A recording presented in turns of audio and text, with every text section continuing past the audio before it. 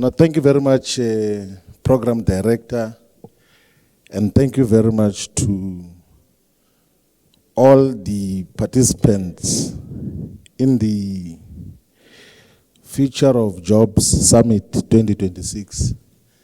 We want to take this opportunity to greet the entire leadership of the Graduate Institute of Financial Services, but also to greet all the participants in this otherwise very useful interaction on the future of South Africa and the issues that are much more urgent.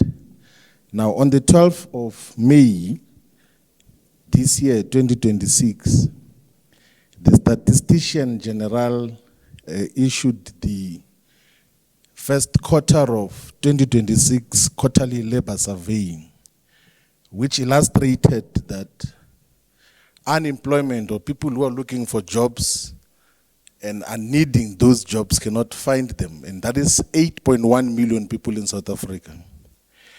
And if you factor in those that have been discouraged from looking for jobs, the percentage is more than 43% of the people of South Africa. That makes it 13 million people in South Africa who need jobs, are looking for jobs, and some have been discouraged from looking for jobs. That is the crisis levels of unemployment. But the other deep crisis as well is that all the political parties that must come with solutions in terms of the jobs crisis in South Africa, those that are within the government of national unity currently, in their 2024 general elections manifestos, none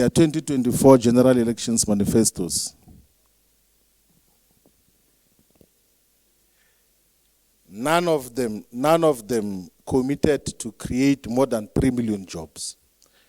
So the former liberation movement made an intention to create 2.5 million work opportunities. That is what the manifesto said. And the Democratic Alliance said they're going to create 2 million new jobs. So what that means, and of course the other parties that are in the government of national unity did not state as to just how many jobs they're going to create in the period 2024 to 2029. What that means is that even if the political principles and the political parties that are in office were to achieve optimally their objectives and aims and goals in this term of office, there will still be 10 million unemployed South Africans or jobless people of South Africa who are looking for jobs consistently. One thing that all of us have to appreciate and understand is that the permanent or perennial crisis of unemployment in South Africa is a structural crisis. It's not a fictional crisis. It's not a temporary crisis. It is not an issue that can be resolved through readjustments of macroeconomics in terms of how you deal with the monetary policy, particularly the rate of exchange in terms of what the central bank can decide. And another issue which many people will find different is that the jobs crisis in South Africa is not a skills problem. What that means is that even if you were to skill all the 13 million people who are looking for jobs and cannot find them, you will still have the crisis of unemployment in South Africa because there are no jobs. So the South African economy is not labor absorptive. The way it is designed, it continues to be a colonial economy. So colonialism, which exists outside of political control, is called neo-colonialism. It's new colonialism, meaning that we still live in a colony, but with a flag and a national anthem and political principles who do not reflect those that used to colonize before. Now, what what does a colonial economy look like? It's primarily a supplier and producer of raw and semi-processed goods and products, and an importer of finished goods and product. And to verify how South Africa is a colonial economy, you need to pay closer attention to the trade basket as to what are the top 10 exports from South Africa to the global economy, either to China or to the United States of America or to the European Union. And what are the top 10 imports from those economies? So we import finished goods and products, literally everything, inclusive of vehicles and vehicle car parts and all of those other things that happen. Almost all, if not all, electronic products that we utilize, these iPads that were reading from, the cell phones, the household appliances, fridges, television sets, and all of those are made elsewhere. Almost all of processed and now finished textile that is consumed by the 63 million people who are in South Africa today, 90% is made outside of South Africa. Almost all furniture products are made out of South Africa. What that means is that we are creating millions of jobs and economic value for those who are making those products for us to consume as South Africa. So the structural crisis that defines South Africa's economy is that of a neo-colonial economy that produces raw and semi-processed goods and services primarily, and then imports those that are finished from other parts of the world. So before you lose attention, I want to speak now as to what is to be done, and then we'll then come to the details on the diagnosis that we have given now. What needs to be done, one, is that South Africa's economy still needs to industrialize. And that industrialization should be localized industrialization. And it must be labor absorptive. So there's one of the greatest economists called Justin Yifu Lin, who says that there is no country in the world which has ever been rich except going through the industrialization process. You cannot shortcut that to prosperity as any nation, as any country. So South Africa still needs to industrialize to produce our own goods and products that are needed every day. We still need to produce our own cars, not assemble those cars, because what Ford is doing in Pretoria, what VW, Mercedes-Benz are doing in Gqeberha, in Nelson Mandela Bay, what Toyota is doing in eThekwini is to assemble cars, and largely because they want to gain access to the AGOA benefits that are given to African countries which otherwise say that there must be tariff-free entrance of goods that are made in South Africa. But we do not have cars that are made in South Africa.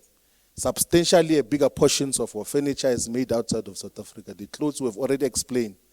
And if we were to build internal capacity to create and produce our own things domestically, we would be able to employ almost everyone who needs a job. And then, of course, then align the skills to fit that particular purpose of industrialization, which is localized. And then, of course, people will say there's an industrial policy, the special economic zones. Majority of those special economic zones and industrial policy is about subsidization of foreign companies. More than 10 billion rands. I used to sit in the Trade and Industry Portfolio Committee in Parliament and visited almost all the special economic zones in Kucha, in East London, in Atlantis, the one in Dube Trade Port next to the King Shaka International Airport, and even the ones that were still under conceptualization in Komati Port, in Musina, and everywhere else.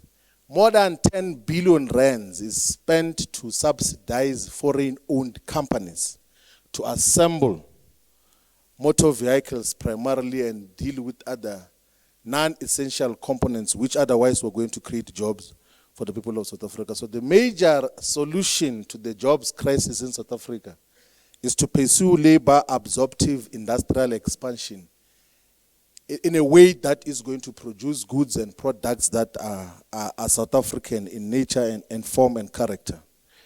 The other non-avoidable approach to creation of jobs in South Africa will have to be expansion of agriculture in a model that was adopted by the People's Republic of China from November 1978.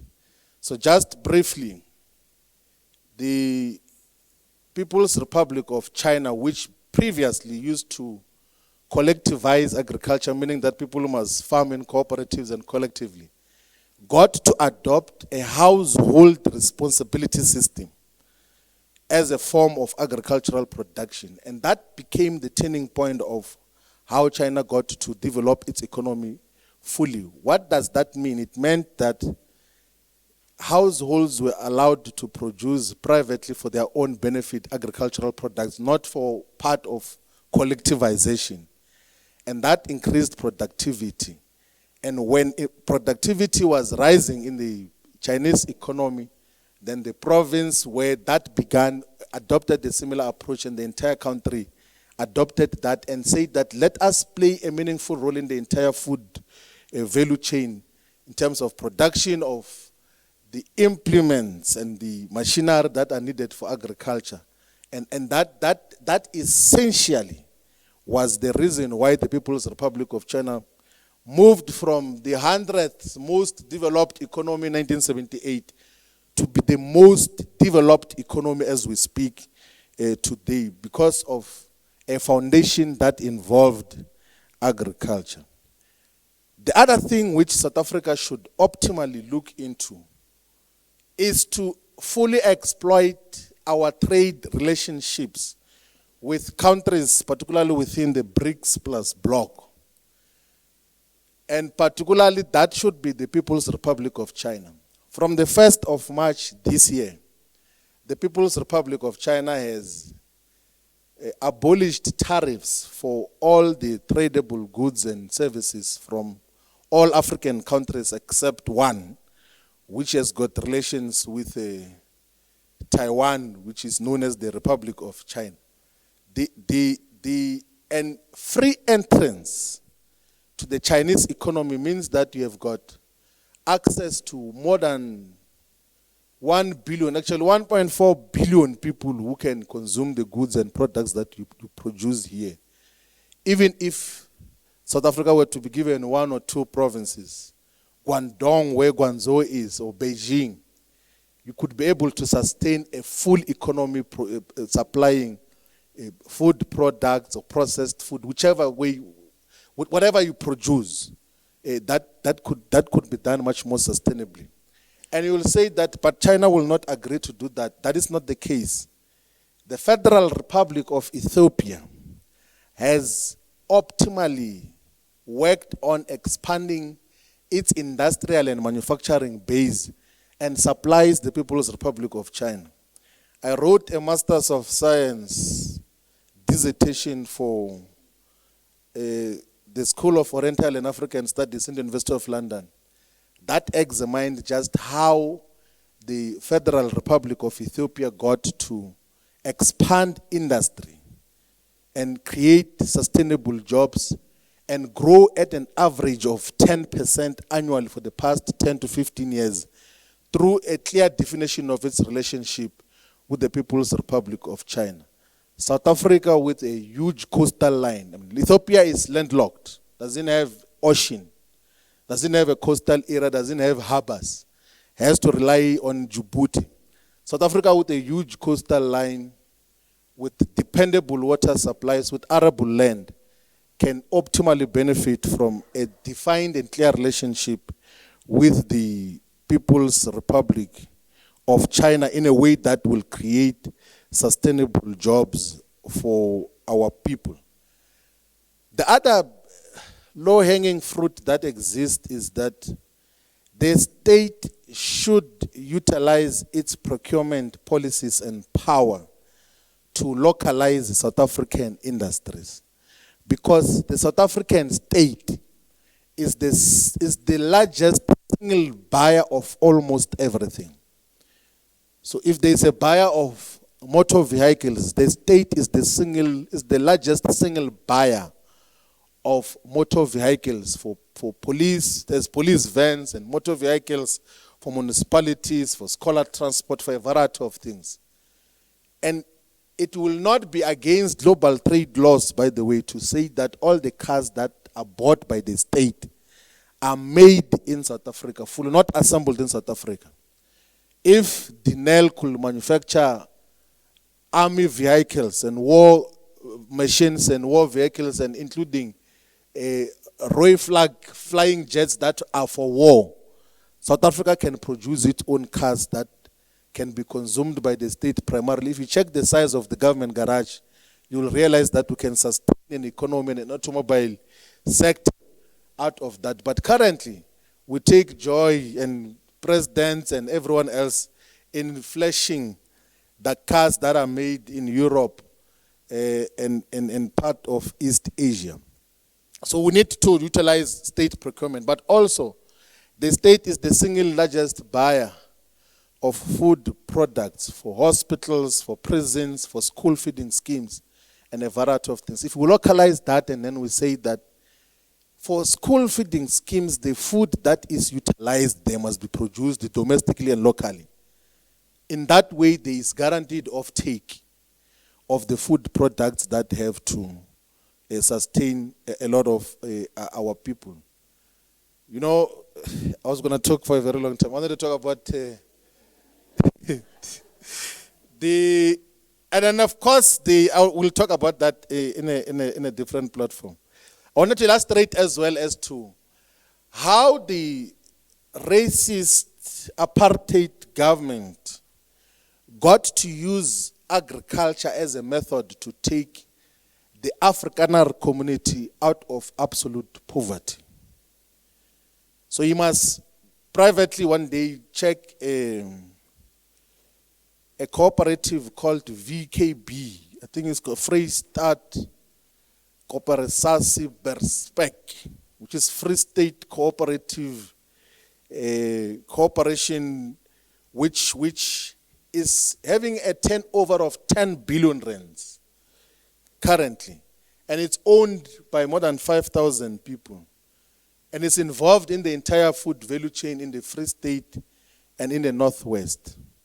If we were to pay attention as to some of the investments that have been made in the irrigation systems and water supplies and what is known as the Valhards irrigation system, one of the largest in the world, you realize that how agriculture had been utilized to create jobs and take the Afrikaner community out of absolute poverty.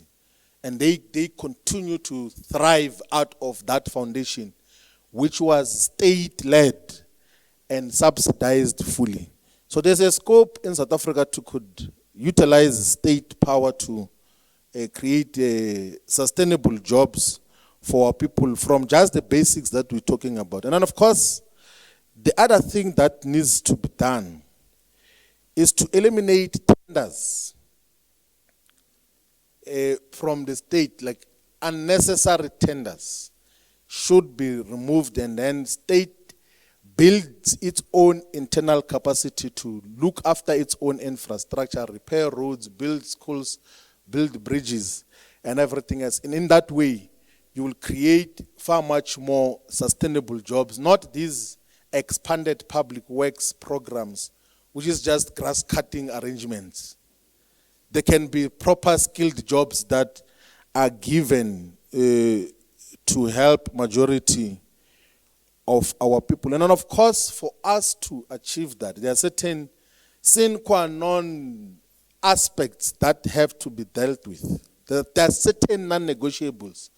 One is energy security, that we need not just energy security and sovereignty as South Africa, that we must be able to produce electricity that is durable and sustainable for our own usage here, but also to even give to our neighbors and the entire African continent. The sources of energy here in the region are quite adequate. We can optimally use the fossil fuels, which we must not agree to disassociate from, particularly coal, because that is the source of energy, and we are not responsible for global warming as South Africa, at least for now. And we should harvest the wind, we must harvest the sun, and then turn that into sustainable electricity. There is a lot of water sources, including in a part of South Africa called Lesotho, which we can be able to utilize the water sources for hydroelectricity in a much more sustainable basis. And then, of course, attendant to the development of the economy, we must skill our people. And how do we do that? Skilling of the people of South Africa, particularly the youth, should start at secondary level. That from standard 6 or grade 8, we must begin to teach our children tangible skills. Currently, the secondary system, not the post-secondary system, the secondary system in South Africa exits 1 million children every year, like from grade 12 and those that drop out in grade 11 and grade 8. And majority, if not all of them, do not have any tangible skill. So we need to systematize in our education system that even if once you exit the secondary system, at least you must know how to do something. You must know how to change a light bulb. You must know how to be a plumber. There must be something tangible. You must know how to grow plants. But currently the education system does teaches people theory, and you've got matriculants, and even sometimes even graduates who cannot do anything tangible in terms of what happens. And that the crisis of an unskilled population is what leads to the competition between people who were not born in South Africa and those who were born in South Africa. Because even if you were to say that all the undocumented immigrants must leave South Africa tomorrow, the possibility is that there will be fewer electricians and fewer plumbers. And by the way, this observation is not to delegitimize the otherwise legitimate concerns that are being raised by those who are marching now on the question of undocumented and illegal immigration. And the mistake which the political leadership, particularly those who were outside South Africa during the struggle against apartheid, they are making a big mistake to say, for historical gratitude, let us welcome everyone. In the struggle against apartheid, there was never more than 100,000 people outside of South Africa in more than 20 different countries. In South Africa currently, I've got statistics. South Africa says it's 3.1 million people, which is 5% of the population. As per the latest census, those that are in South Africa. And that obviously becomes a socio-economic and planning burden as to just how we should then be able to allocate resources and deal with the poverty crisis that define majority of our people. So I think I've spoken for a very long time now, but I can be able to say in one sentence that the only solution to South Africa's job crisis is to industrialize, is to localize, is to skill our people so that we can give them the long overdue freedom and emancipation now. Thank you very much.